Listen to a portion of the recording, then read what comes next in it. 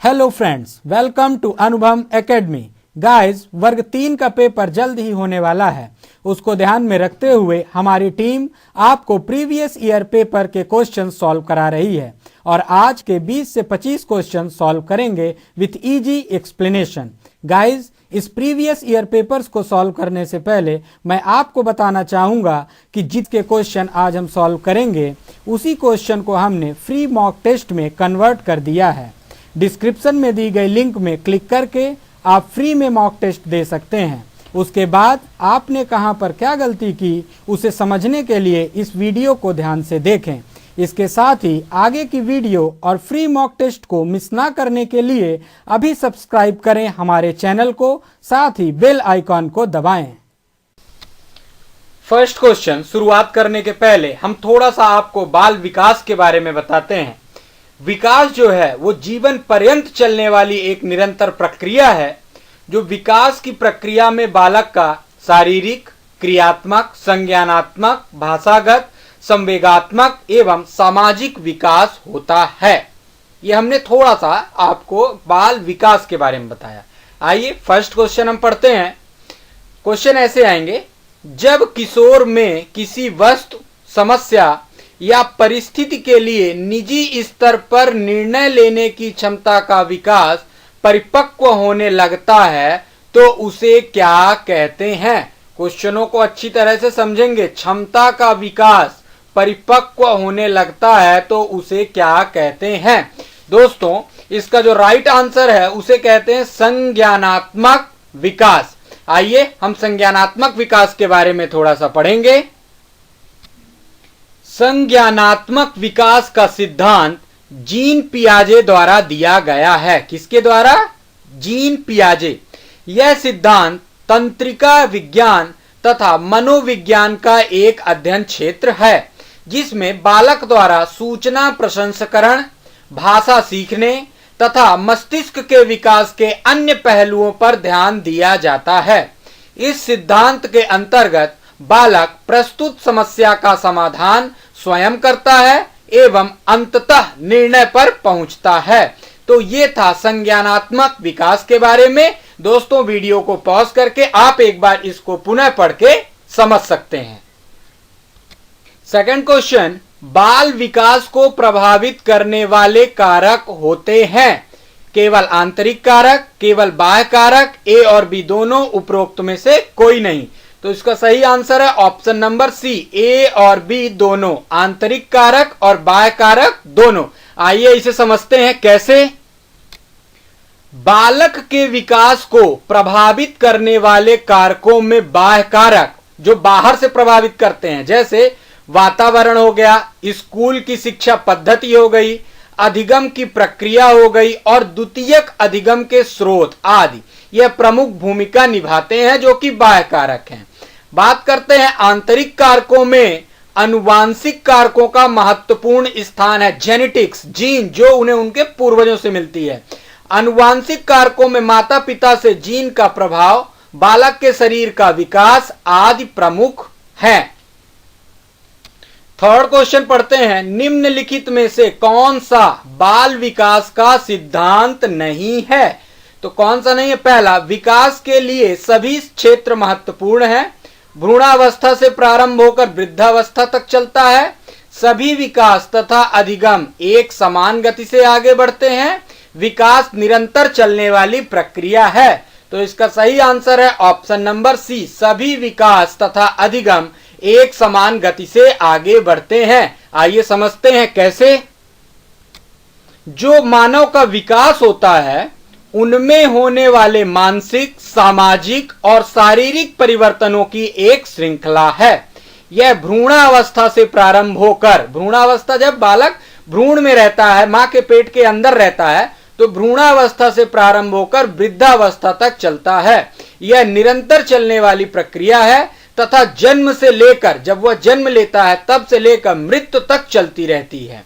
विकास एक निश्चित प्रक्रिया का पालन करते हुए सामान्य से विशिष्ट की ओर चलता है। इसमें मानव के आंतरिक ज्ञान एवं बाह्य अनुभव की प्रक्रिया का मिला जुला रूप सक्रिय होता है। नेक्स्ट क्वेश्चन देखेंगे। निम्नलिखित में से कौन सा वंशानुगत प्रभाव बालकों पर पड़ता है? ऑप्शन दिए हुए हैं, शारीरिक लक्षणों पर, चरित्र पर, बुद्धि पर, उपरोक्त सभी। तो इसका सही आंसर है ऑप्शन नंबर डी, सभी पर, बुद्धि पर भी, चरित्र पर भी और शारीरिक लक्षणों पर भी। आइए देखते हैं कैसे।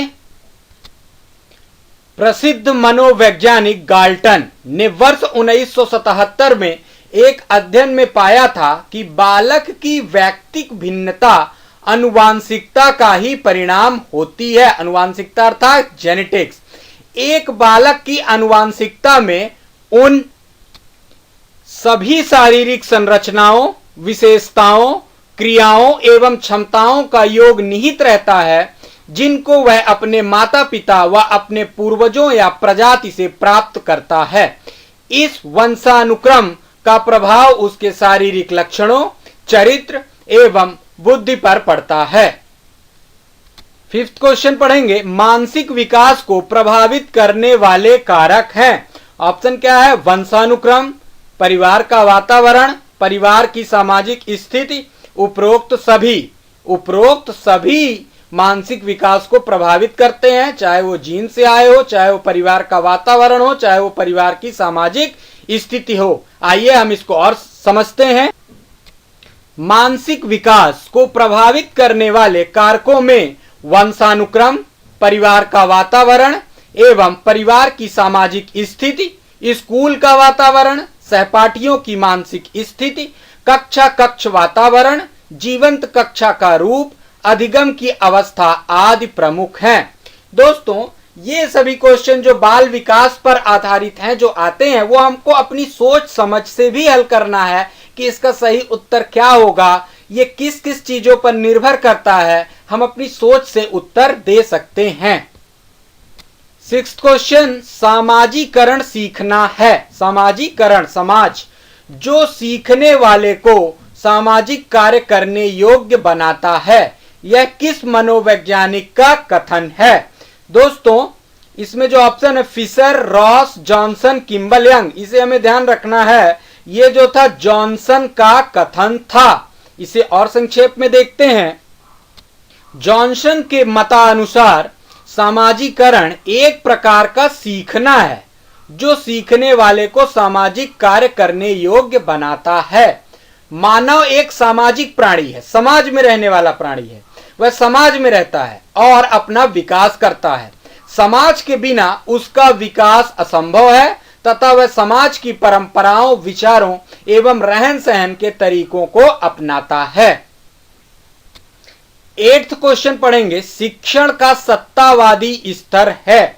ऑप्शन है शिक्षक केंद्रित, छात्र केंद्रित, प्रधानाध्यापक केंद्रित, अनुभव केंद्रित।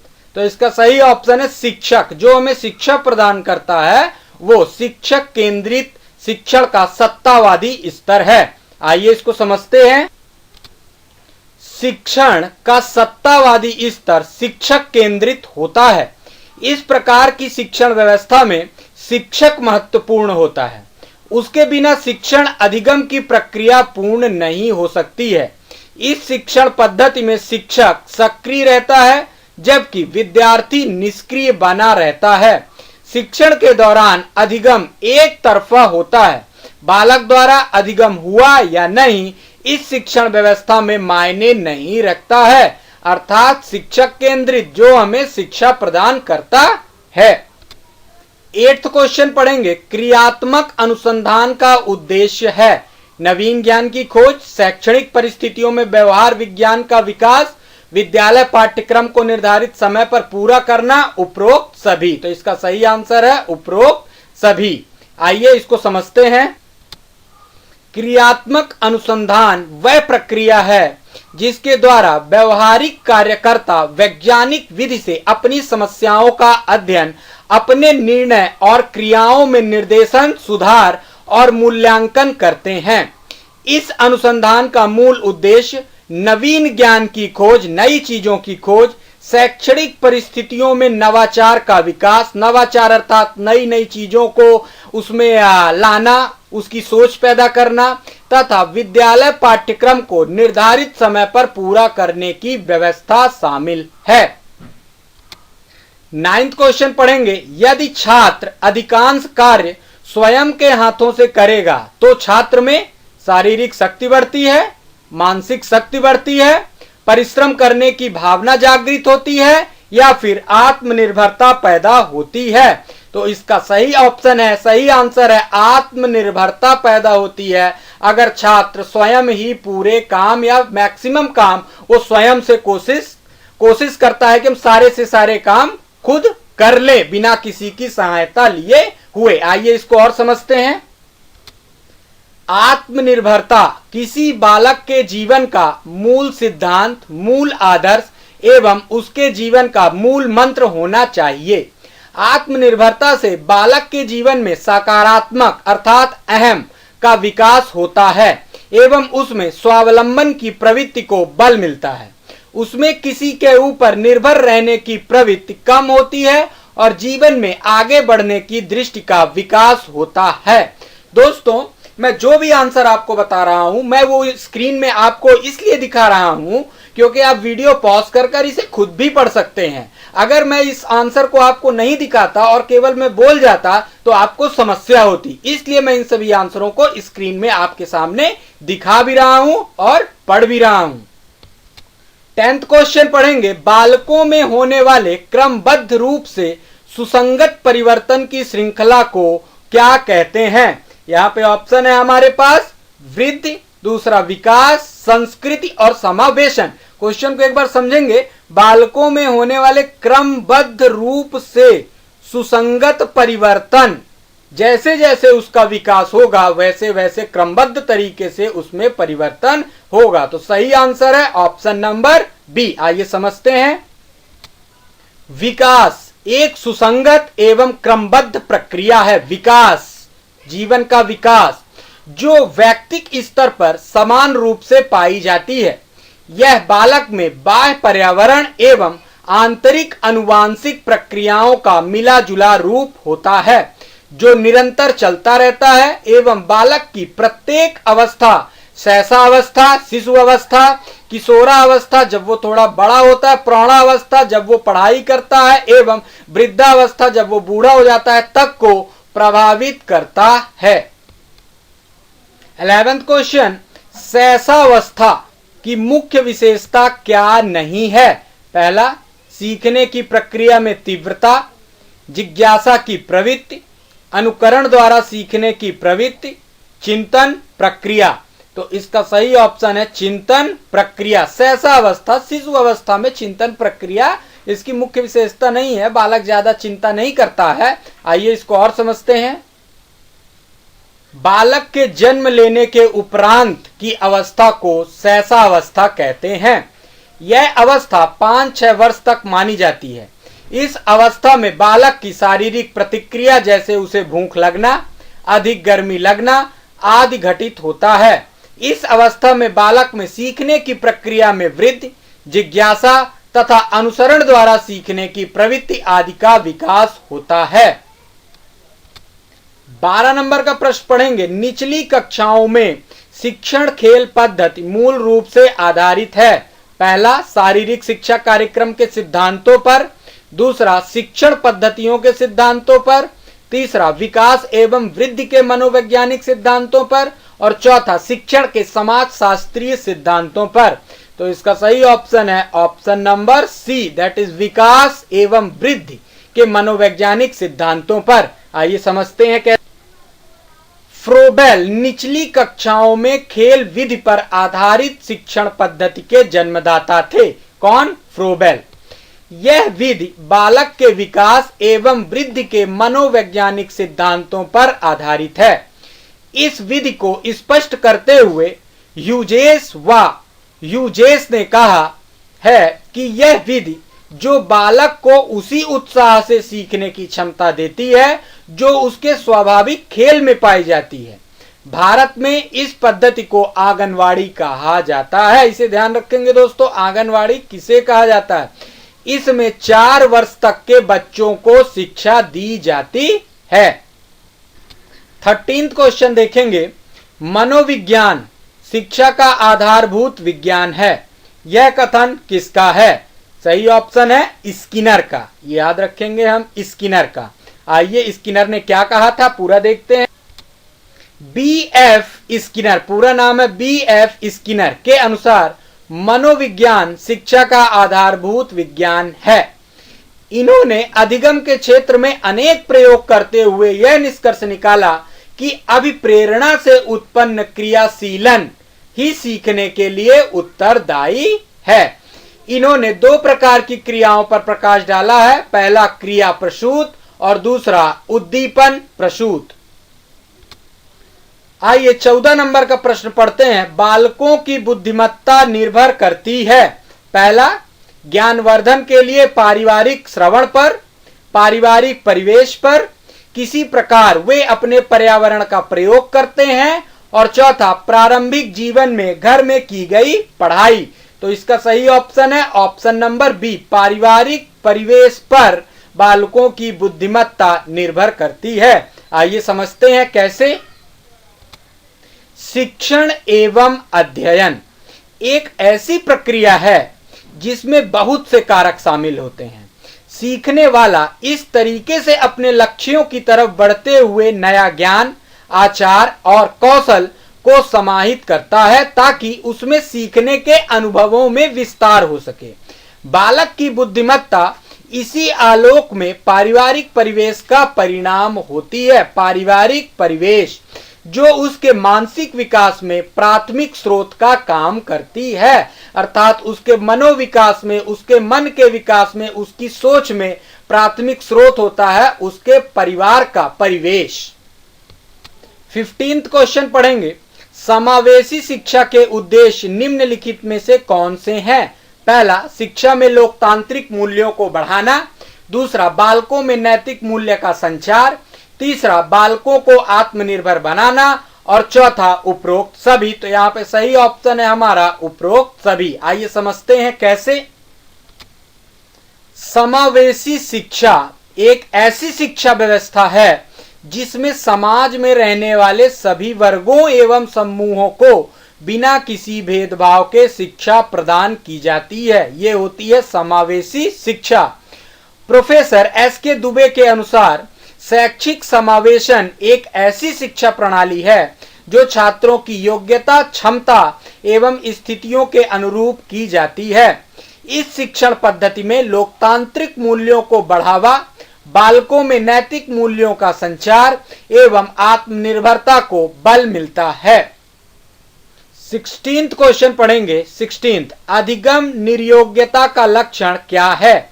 भागने की प्रवृत्ति होना, अशांत, ऊर्जावान एवं विध्वंसक होना, अवधान संबंधी बाधा होना या अभिप्रेरणा का अभाव होना। तो सही आंसर है अधिगम निर्योग्यता का लक्षण है अवधान संबंधी बाधा होना। आइए इसको समझते हैं। अधिगम निर्योग्यता को कभी कभी सीखने का विकार भी कहा जाता है। इसके अंतर्गत वाचाघात मतलब भाषा की हानि, डिस्लेक्सिया इसको कहते हैं पढ़ने में कठिनाई, हाइपरलैक्सिया, डिस्कैलकुलिया इसको कहते हैं गणना की निर्योग्यता आदि प्रमुख है। यह है निर्योग्यता, अधिगम निर्योग्यता। यह बालक की अधिगम क्षमता को स्थायी तौर पर प्रभावित करती है जिससे उसके प्रत्येक कार्य में अवधान उत्पन्न होता है।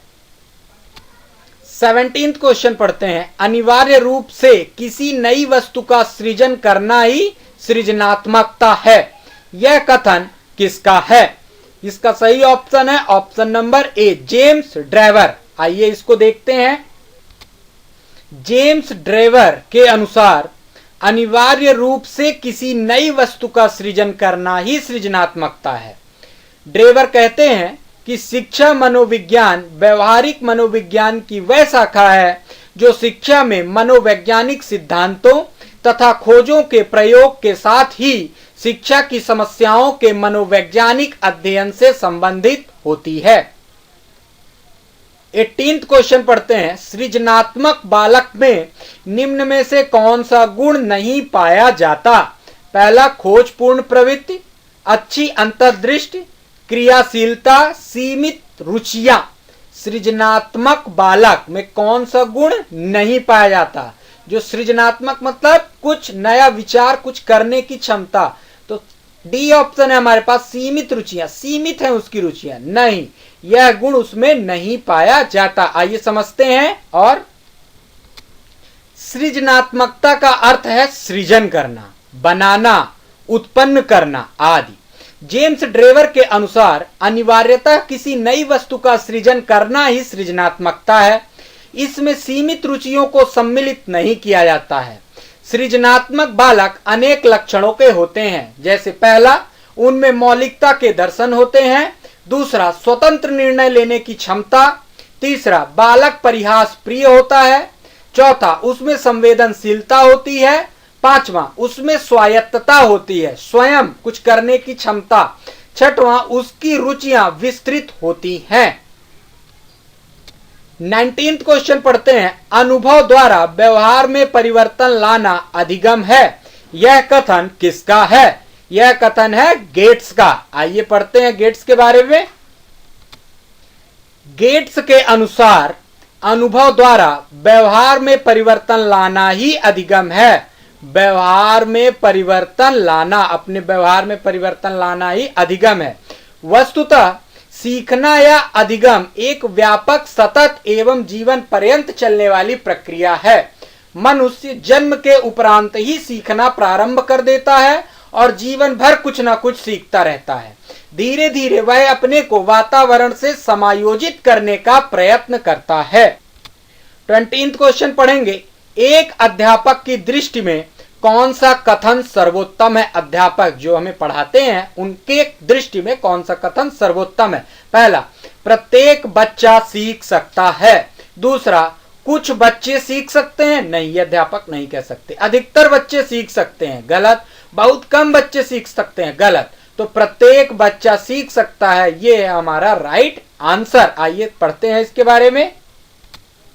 सीखने के मुख्यतः 3 नियम होते हैं। पहला, तत्परता का नियम। दूसरा, अभ्यास का नियम। और तीसरा, प्रभाव का नियम।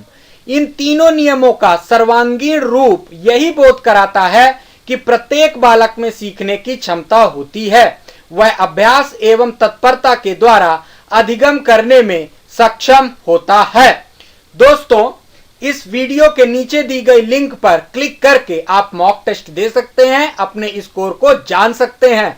और दोस्तों, इसका शॉर्ट पीरियड में रिवीजन करने के लिए हम वीडियोस लाएंगे, जिसमें आप, जिसको कहते हैं कैप्सूल, आप उसको देख लें। 2 घंटे 3 घंटे आपका क्विक रिवीजन हो जाएगा इन सारे सब्जेक्टों का। ऐसा वीडियो हम आगे बनाएंगे। तो दोस्तों, चैनल को सब्सक्राइब जरूर करें, जिससे आगे आने वाली वीडियो आपको आसानी से मिल सके। धन्यवाद दोस्तों।